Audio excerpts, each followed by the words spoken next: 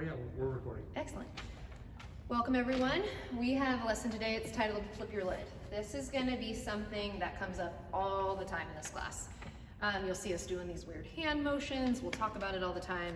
So get familiar. It's going to be a hot topic.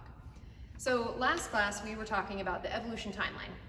So what was the evolution timeline looking at? What were we talking about?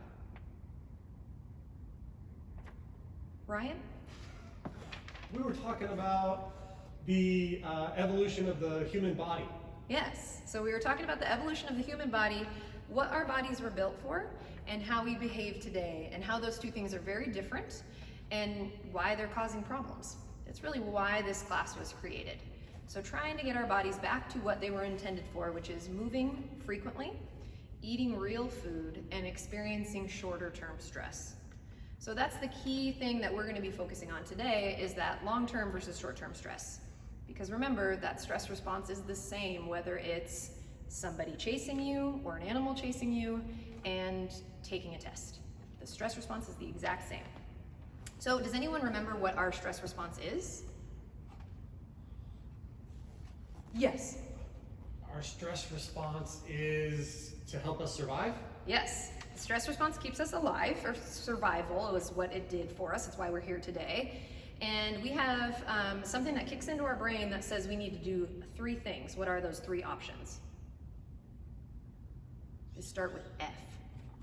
Don't say it. Okay, Ryan, say it. Freeze. Freeze. Flight. Flight. Or fight. And fight.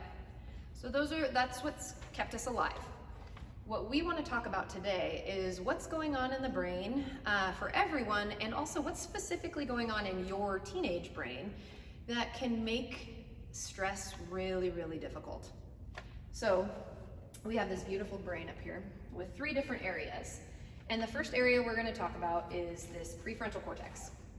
The prefrontal cortex is right in the front here. You'll hear us refer to this as the PFC a lot. This prefrontal cortex is responsible for our calm, thinking brain. This is where we make really good decisions, it's where we organize, it's where we plan ahead, and it's where we're in control. That's the prefrontal cortex. The interesting thing about the prefrontal cortex and your brain is that this is going through a process of what's called pruning. So it's actually being broken down to build up pathways for the future. That's a really good thing because your potential is huge. You have the potential to be whoever you are and create whatever habit you want right now, but there are some limitations with that too. So if this area is responsible for our calm, thinking, rational decisions, why might it create some problems that it's going through a pruning process right now for you? And remember, pruning means it's being broken down. Does anyone know? What do you think, Ryan? Because it's not fully developed yet, so we're not really good at some of the things that prefrontal cortex is responsible for? Perfect. So because it's going through that pruning process, which is essential for adult development, it makes us a little bit challenged at that calm thinking, rational thought. It's also what makes organization really tough for a lot of you right now. It's what makes planning ahead really tough for you right now. It's also responsible, that pruning process is also responsible for that influx of emotions your parents probably talk to you a lot about. So when you just flip out and you just lose it on somebody who tells you to bring your laundry upstairs, and you just lose it on them, that really has a lot to do with that prefrontal cortex going through the pruning process. By the time you're 25, 26, that pruning process is over and your prefrontal cortex is what it is. So we want that really nice and strong because it's responsible for calm thinking, rational thought. Then, way back deep in the brain, we have something called the hippocampus. Our hippocampus is responsible for storing memory. This is where we keep information like facts for a test. So when you spend your time in a class and you're learning and you have a test coming up and you start to study, hopefully you study, and you start to store that information in your hippocampus. So how do these two things relate? Prefrontal cortex and hippocampus. I want everyone to put their finger in their palm like that, and then cover that thumb with your fingers. So you make a fist like this. So you'll see us do this a lot. Your fingers right here represent your prefrontal cortex. Open your hand so you can see your palm. Point to your palm. Your palm is your hippocampus. We want to have that prefrontal cortex in contact with the hippocampus so that you can access that stored information and use it in a good way. That shows up when you sit down to take a test. Even if it's a complex question, even if the question is nothing like you studied, when you're in your calm thinking brain and your prefrontal cortex is in contact with your hippocampus, you can access that stored memory. But sometimes we have something that comes into our life, a threat, a stressor, something that causes us a sense of danger, that tells us this isn't safe, we need to act. And that's your amygdala. So everyone put their thumb in front, your amygdala is right here. Your amygdala is one of the most primitive parts of our brain, and it's really good at what it does, and it's kept us alive and on this planet. Your amygdala is responsible for survival. When your amygdala is triggered, we flip open that prefrontal cortex, because if we're in danger, if it's life or death, we don't need to be calm. We actually shouldn't be calm. It wouldn't be safe to be calm. So we flip open the prefrontal cortex, and we really only have 3 options in this scenario. We can either freeze. You guys have all seen this when somebody gets surprised and they stop. Or in nature, when animals see a predator and they stop dead in their tracks and they're really quiet, hoping that they blend into their surroundings. This is a really common response.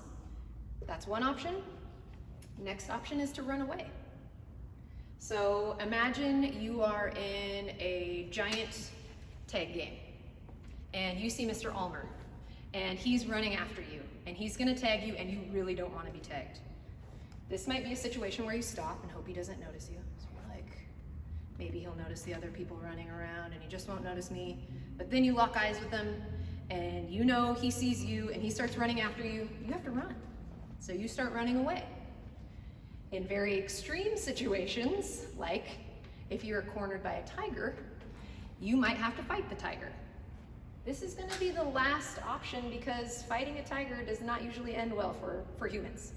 So fighting is going to be our last option in this scenario. It uses the most resources, it uses the most energy, so that's always going to be our last option.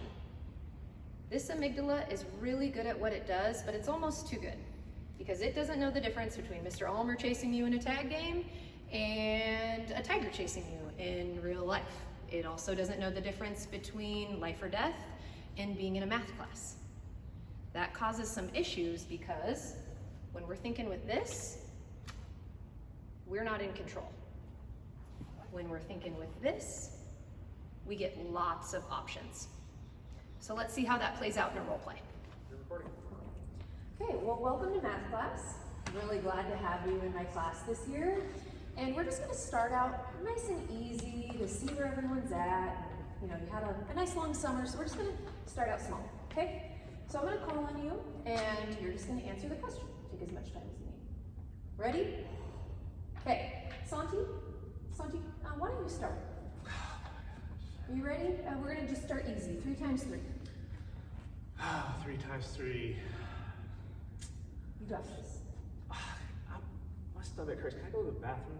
Well, why don't you just go get a quick drink of water and then you know, just come back when you're done. Hurry back, okay? All right. Ryan, you look ready, but we're going to save that for Santi.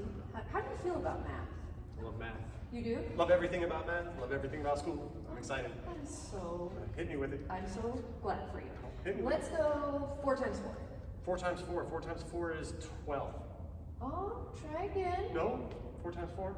4 times 4 is 4 times 4 is 16. You got it. Nice work, Ryan. Okay, Belinda. You Ma! ready? Okay. It's okay. You ready? I think so. Okay. So, how do you feel about math, Belinda? I'm okay, but I'm a little nervous. Okay. All right. So we're gonna start small. Let's go 2 times 2. And can I take a minute? Yeah, of course. Take a minute. Okay, and hey Ryan, we can go get Santi for me. He Yeah. seems to be having some trouble getting back.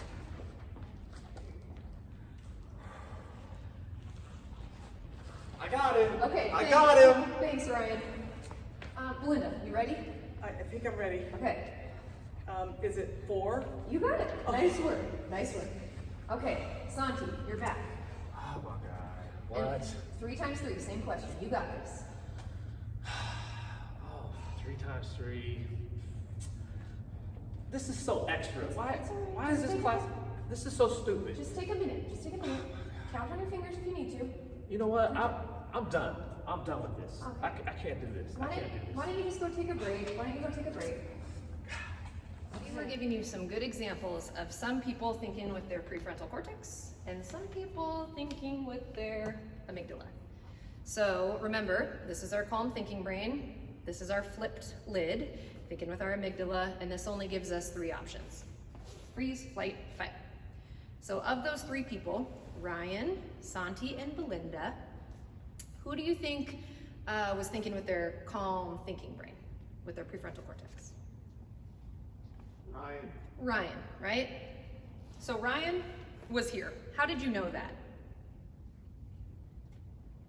He was kind of comfortable, right? He expressed, math is no big deal for me. He seemed like he was in a safe place, right? Math is a safe space for Ryan. He doesn't walk into math class thinking, I'm dumb, I'm gonna get the answer wrong, I'm gonna look stupid. He's feeling good.